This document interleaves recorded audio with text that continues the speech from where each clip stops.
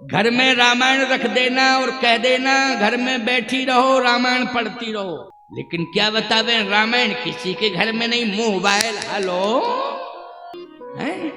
रात को सोने के पहले हेलो, और फिर जग के हेलो, फिर स्नान करके आए रसोई में गई हेलो, भोजन पूरा तैयार नहीं हो पाया 6 बार हेलो हेलो हेलो, कितने बार हेलो हेलो। भोजन क्या बनाया तुमने? और उसमें भी अगर किसी ने कोई बात कह दी, चाहे मायके में बात हो रही हो, अगर कोई ऐसी बात आ गई तो एकदम नाराज। अब बोलो भाई, भोजन जो तुम बनाओगी क्रोध करके बनाओगी तो भोजन में क्या आ जाएगा? क्रोध। और जो भी पाएगा उसके अंदर क्या आएगा? क्रोध। नहीं नहीं नहीं, प्रेम से भोजन बनाना है। ये मोबाइल जो है क्रोध दिलाता है, ये मोबाइल झंझट दिला देता है, ये मोबाइल आपके मन को रसोई से कोसों दूर हटा देता है। इसलिए समय समय पर इसको यूज करिए, मैं बार बार कह रहा हूं। और आप सभी से मैं कह रहा हूं, अगर स्वस्थ रहना है, आरोग्यता तुम्हारे जीवन में रहे, मस्तिष्क तुम्हारा परम पवित्र बना रहे और दीर्घायु रहो, स्वस्थ दीर्घायु रहो, तो थोड़ा मोबाइल को आवश्यकता के अनुसार यूज करो, ज्यादा यूज करने की आवश्यकता नहीं है। इतना ध्यान रखिएगा, हम बार बार इस बात को कहेंगे, क्योंकि शंकर जी के पास भी विष है। बोलो क्या है? शंकर जी के पास विष है, लेकिन शंकर जी ने ईमानदारी के साथ बताओ, विष को बार बार पिया है कि एक ही बार पिया? जल्दी बोलो, एक बार पिया कि नहीं? लेकिन राम राम बार बार, पेयम पेयम श्रवण पुटके राम नामाभिरामम। बोले पियो पियो पियो, क्या पिए? शास्त्र कहता है राम नामामृत पियो। शिव जी बार बार राम नामामृत पी रहे। इसलिए बार बार मोबाइल से बात नहीं करना है, बार बार मुख से राम राम राम राम राम राम राम राम कहना है। बार बार मोबाइल नहीं कि जब देखो hello hello hello hello hello hello hello. अच्छा, जितने बार तुम हेलो हेलो हेलो हेलो कह रहे, राम राम राम राम राम राम राम राम कहो, तो कल्याण हो जाएगा कि नहीं हो जाएगा? है? कल्याण हो जाएगा। इसलिए राम राम राम राम राम राम कहो। ज्यादा जोर से नहीं बोल सकते तो मन में ही कहो। क्यों भाई, मन में तो कह सकते हो, तुम मन में कह सकते हो। फालतू की बात करने से कोई मतलब नहीं निकलता है। ये मोबाइल फोन फालतू की बातें भी करवाता है। अनावश्यक रूप से बातचीत भी जब बात करोगे तो करनी पड़ेगी आपको। इसलिए मैं कहना चाहता हूं कि अपने बच्चों को भी इससे दूर रखो, क्योंकि छोटे छोटे बच्चे जो अबोध हैं, अगर मोबाइल छीन लिया जाए तो माथा पटक देते हैं दीवार से। क्यों भाई, गलत कह रहा हूं? मैंने आंखों से देखा है, वैसी बात नहीं कर रहा हूं। छोटा सा बच्चा मोबाइल उससे छीन लिया तो रोया, और नहीं दिया तो माथे ही पटक दिया, खून निकल आया मस्तक से। बताइए, उसकी जिंदगी खराब हो रही है कि नहीं हो रही है? जानता क्या है? वही खेलता होगा गेम फेम, क्या खेलते रहते हैं, ऐसे ऐसे दबाता रहता है, वो क्या आते रहते हैं। बच्चों के तमाशे ही अलग होते हैं। क्यों भाई, होते हैं नहीं? क्या बोलते हैं?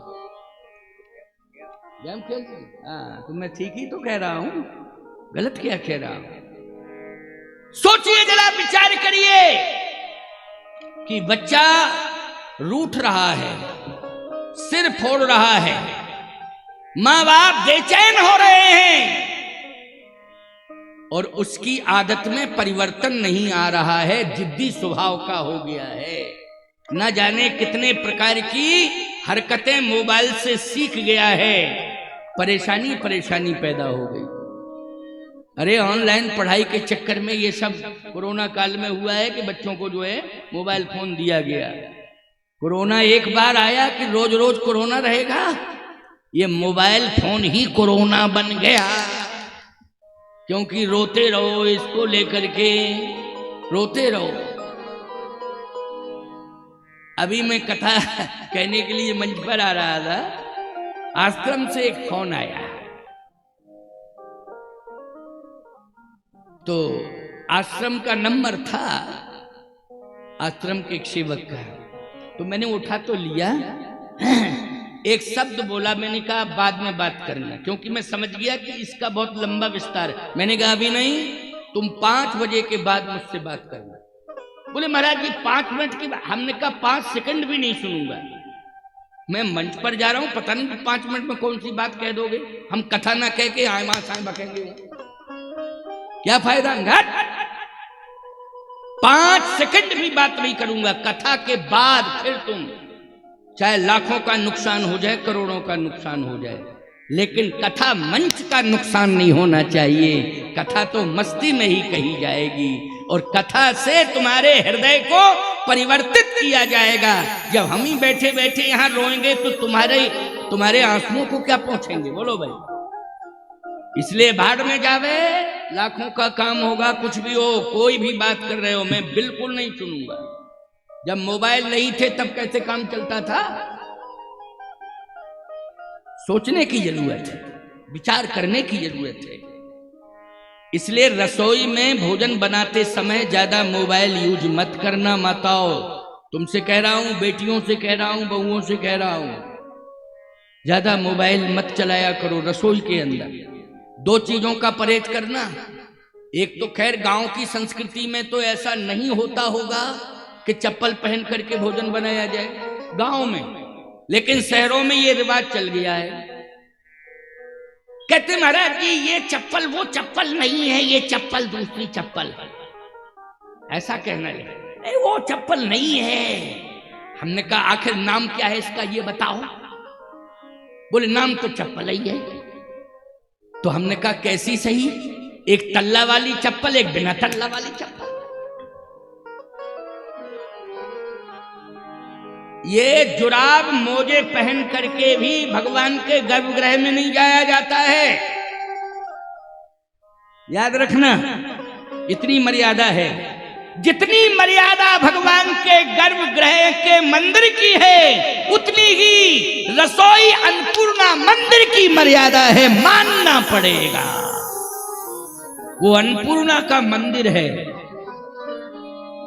उसको केवल एक रसोई मत माना करो कि रसोई खाना बनाने वाली रसोई नहीं, नहीं, अन्नपूर्णा मंदिर है। 2 चीजों का परहेज होना चाहिए, क्योंकि एक मोबाइल अनेक लोगों के हाथ में जाता है और जितने लोगों के हाथ में जाता है पवित्रता की कोई गारंटी नहीं है उन हाथों की। मैं बहुत साफ बोल रहा हूं, मानो ना मानो हमें क्या मतलब।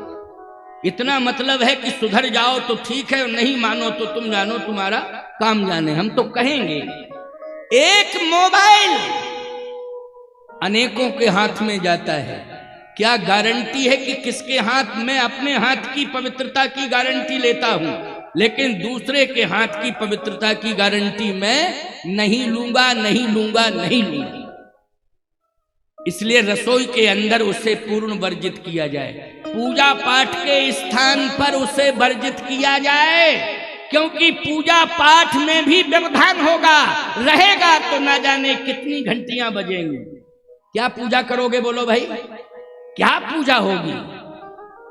इसलिए पहले लैंडलाइन फोन होते थे कि नहीं होते थे, बोलो। एक जगह सुनिश्चित स्थान था उनका कि नहीं था, तो उस समय भी तो बात होती थी।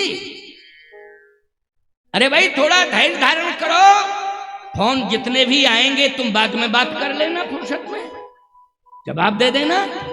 पूजा करते समय और भोजन बनाते समय, हिंदू हो सनातनी हो, श्री राम के देश में रहते हो, मर्यादा पुरुषोत्तम राम की कथा सुन रहे हो, इसलिए आपको पवित्रता पर तो ध्यान देना ही पड़ेगा। नियम नियम होता है, अपवाद अपवाद होता है। अपवाद नियम नहीं हो सकता है और नियम अपवाद नहीं हो सकता है। इसलिए ये संवाद जो चल रहा है उसको सुनिए, जरा गौर से सुनिए। हम ये नहीं कह रहे हैं कि आप इस फोन को मत चलाइए या आप जूते चप्पल मत पहनिए, लेकिन कहाँ पहनना है, कहाँ नहीं पहनना है, कब पहनना है, कब नहीं पहनना है, इस पर विचार करना है। हम भी चप्पल जूते पहनते हैं, लेकिन व्यासपीठ पर आते हैं तो चरण पादुका खड़ाऊं पहन करके आते हैं। क्या पहन के आते हैं? खड़ाऊं। ये मर्यादा है। क्या है ये? मर्यादा है। क्या जूते चप्पल हम नहीं पहनते हैं? सब पहनते हैं। स्नान करने जाते हैं तो चप्पल पहन के ही तो जाते हैं, क्रियाओं से निवृत्त होने जाते हैं चप्पल पहन के जाते हैं, और वॉकिंग करने जाते हैं, सुबह अगर घूमने जा रहे हैं तो वो पैरों की सेफ्टी के लिए जूता पहन के जाता हूं, लेकिन व्यासपीठ पर जूता चप्पल पहन के नहीं आऊंगा। मर्यादा क्या है? खड़ाऊं पहन के ही आऊंगा, वरना नहीं होगी खड़ाऊं तो नंगा पैर चला आऊंगा। पैरे इसी तरह से नंगे पैर चला आऊंगा, निरावरण चरण जिसको कहते हैं, ऐसे ही चला आऊंगा, लेकिन जूता चप्पल नहीं। नियम मानी नियम होता है, नियम को मानना चाहिए। तो आज शिव जैसा सामर्थ्यवान देवता नहीं है जहां पर सिंह और बैल दोनों एक साथ हैं। किसी भी प्रकार से कोई हिंसा ही नहीं है, नहीं तो जहां पर बैल होगा सिंह आ जाएगा, हिंसा हो जाएगी। बोलो, कोई माई का लार रोक नहीं पाएगा, उसी समय आक्रमण हो जाएगा, क्योंकि सिंह हिंसक होता है, वो बैल को कैसे छोड़ेगा। लेकिन बोलो, अहिंसा आ गई कि नहीं आ गई? ये महिमा किसकी है? ये महिमा शिव की है। और शिव की महिमा इसलिए है कि तुम पुण्य राम राम दिन राती, सागर जपहु अनंग अराती। राम राम राम राम जपते रहते हैं, इसलिए जहां राम नाम जपा जाएगा, राम नाम लिया जाएगा, राम कथा सुनी जाएगी, वहां हिंसा होगी ही नहीं, अहिंसा में परिणत हो जाएगा। इसलिए हिंसा वाली जगह पर नहीं जाना है हमें, ये अहिंसा वाली जगह है राम कथा। हमें घर द्वार छोड़ करके यहाँ आना है और कथा सुननी है। हमारे हृदय के अंदर करुणा आ जाएगी, हमारे हृदय के अंदर क्रूरता दूर चली जाएगी, दया आ जाएगी। क्या आ जाएगी? दया। दया का भाव आएगा। जो क्रूरता है वो हमारे हृदय से दूर हो जाएगी। ये कथा का प्रभाव है, कथा सुनने का प्रभाव। इसलिए आज जो क्रोध बढ़ रहा है, क्रूरता बढ़ रही है, संबंधों में दूरियां हो रही हैं, हर रोज विवाद ही विवाद हो रहे हैं, ये सारे के सारे विवाद संवाद में बदल जाएंगे और क्रोध करुणा में बदल जाएगा, क्रूरता दया में परिणत हो जाएगी। रामायण रोज पढ़ने से, रामायण किसी संत की वाणी से सुनने से परिवर्तन होगा। अब आप देखिए कि उनके एक बेटा है कार्तिकेय स्वामी। भगवान शिव पार्वती के पुत्र कौन है? कार्तिकेय जी, उन्हीं को कहते हैं खड़ानंद। वो मोर पर बैठ के चले आए। क्या लेके आए? अपनी अपनी पसंद का वाहन है भाई, इसमें क्या दिक्कत की बात है। जैसे आजकल घर में 3-3, 4-4 गाड़ियां रखी हैं वाहन अपनी अपनी पसंद के, वैसे ही शंकर जी के यहाँ 3-3, 4-4 वाहन हैं। शंकर जी का वाहन है नंदी, भवानी का वाहन है सिंह, और कार्तिकेय जी आए बेटा वो मोर लेके चले आए। उनका वाहन क्या है? मोर है। लेकिन प्यारे, समस्या इस बात की है कि जहां पर सर्प होंगे वहां मोर पहुंच जाएगा तो सर्पों को खतरा हो जाएगा कि नहीं हो जाएगा? बोलो हैं? जितने सर्प हैं सब भागना शुरू कर देंगे, पलायनवादी हो जाएंगे। लेकिन क्या गजब की बात है, बिना सर्पों के शंकर जी रह नहीं सकते, उनका श्रृंगार है। बोलो भाई, सर्प क्या है शिव जी के?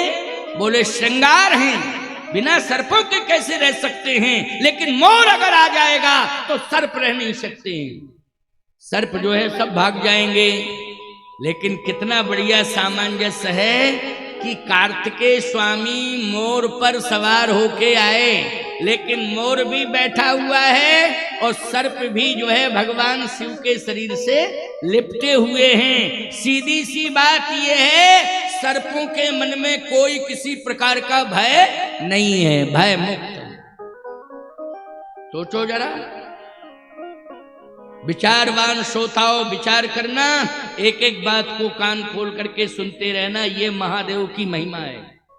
इसलिए गांव गांव में उनकी पूजा हो रही है। बोलो ऐसा कोई गांव बता दो जिसमें शिव जी का मंदिर ना हो, चाहे भले ही छोटे रूप में हो, ना बना हो बड़ा, छोटे रूप में हो, ऐसा कोई गांव बता देना जिसमें शंकर जी का, शिव जी का मंदिर ना बना हो, पूजा ना होती हो।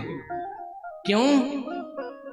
उन्होंने हृदय परिवर्तन कर दिया, उन्होंने माहौल को बदल दिया। जिस गांव में उनकी पूजा होगी, सच्चे मन से उनकी पूजा होगी और उनके सिद्धांतों के अनुसार जो भी चल जाएगा, उसके घर में किसी भी प्रकार की कोई समस्या ही नहीं रहेगी प्यारे। लेकिन सच्चे मन से पूजा करनी होगी, समर्पण करना होगा, बनावटी अनावटी नहीं, सच्चे मन से। आज देवता तो बैठा है लेकिन मन सही नहीं है, इसलिए सारा का सारा सिस्टम गड़बड़ा गया है। इससे क्या होता है कि देवता बिठा दिया तुमने, अरे मन भी तो सच्चा होना चाहिए, मन भी साफ सुथरा होना चाहिए। पुजारी जितना अच्छा साधक होगा, मूर्ति में उतनी अच्छी सिद्धि बढ़ेगी। क्यों भाई? कौन बढ़ाएगा? पुजारी की साधना। जितना बड़ा साधक होगा, याद रखना, उतनी ही बड़ी सिद्धि मूर्ति में आ जाएगी, उभर के आ जाएगी। सिद्धि तो अंदर है लेकिन उभर के नहीं आ रही है। उभर के कब आएगी? जब पुजारी साधक होगा तब। इसलिए तुम लोगों की साधना में कमी है, इसलिए अशांति आ रही है। थोड़ी सी साधना बढ़ाओ, और यही साधना, ये 2-2, 3-3, 4-4 घंटे बैठ के कथा सुन रहे हो, ये साधना है, ये साधना है। नहीं, आजकल इतनी देर तक कौन बैठेगा? है? बड़ा मुश्किल है बैठना, लेकिन ये साधना है। माताओं की भी ये साधना है कि इतनी संख्या में बैठी हैं लेकिन शांति से बैठी। बोलो ये साधना नहीं है? नहीं, घर में 2-4 हों तो शांति से नहीं बैठती, मोहल्ला में 10-5 बैठी हो शांति से बैठे नहीं क्या? हैं? एक दूसरे में बातचीत करेंगी, वो पता नहीं क्या क्या बातचीत करेंगी, लेकिन यहाँ इतनी बड़ी संख्या में बोलो शांति से बैठी कि नहीं? ये साधना नहीं है तो क्या है? अरे देखने वालों देख लो, स्पष्ट रूप से प्रमाण मिल रहा है कि हजारों की संख्या में माताएं हैं, सैकड़ों हजारों की संख्या में बैठी हैं, लेकिन शांति से कथा सुन रही हैं। यही साधना है, ये सबसे बड़ी साधना है। हम लोग राम की कथा सुने तो साधक हैं, और राम का नाम जपे जिह्वा से तो साधक हैं। और इससे सबसे ज्यादा प्रसन्न अगर कोई देव होते हैं तो वो देव नहीं महादेव हो जाते हैं। जो देवों के भी देव, देवादिदेव महादेव हैं, वो प्रसन्न हो जाते हैं। मोर भी बैठा है और सर्प भी भय मुक्त होकर के शिव जी के शरीर पर लिपटे हैं, आलिंगन कर रहे हैं। अब आपको एक गजब की बात और बताएं। दूसरे बेटे आए श्री गणाध्यक्ष भगवान गणेश जी, वो चूहा लेके चले आए। वो चूहा पे बैठ के, अलग अलग चॉइस के साधन वाहन है भाई। गणेश जी का वाहन क्या है? चूहा। क्यों भाई, है कि नहीं? चूहा। चूहा पे बैठ के आए। अच्छा, जहां पर सर्प होगा एक और चूहा सुरक्षित रह सकता है? नहीं रह सकता है। सर्प हो वहां चूहा रह जावे सुरक्षित, और फिर चूहा एक और सर्प अनेक। हमारी समझ में तो 2-4 सेकंड नहीं लगेंगे। कोई पैर ले जाएगा, कोई कान ले जाएगा, कोई मुंह ले जाएगा, कोई पूंछ ले जाएगा। क्यों भाई? सर्प। जहां अनेक सर्प ही सर्प हैं शंकर जी के शरीर में, वहां चूहा एक है, केवल एक। लेकिन ईमानदारी के साथ बताओ, कभी सर्पों ने चूहे पर आक्रमण किया? कभी नहीं किया। चूहा भी भय मुक्त होकर के शिव जी के दरबार में बैठा हुआ है। इसका मतलब है कि पूरी अहिंसा। बोलो क्या है उस दरबार में? अहिंसा ही अहिंसा है। कथा हिंसक स्वभाव को बदल देती है, कथा क्रूरता दूर कर देती है। भगवान का नाम, राम का नाम, राम की कथा ये अहिंसा को जन्म देती है, क्रूरता समाप्त कर देती है, करुणा को जन्म दे देती है, दया को जन्म दे देती है, हृदय परिवर्तन कर देती है। ये है राम की कथा और यही प्रभाव राम के नाम का है। आप जुड़ गए हो, ये उपलब्धि है आपके जीवन की।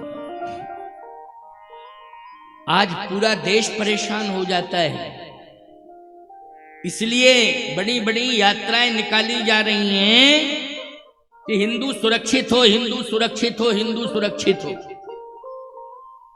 हिंदू सुरक्षित हो। मैं एक बात कहना चाहता हूं,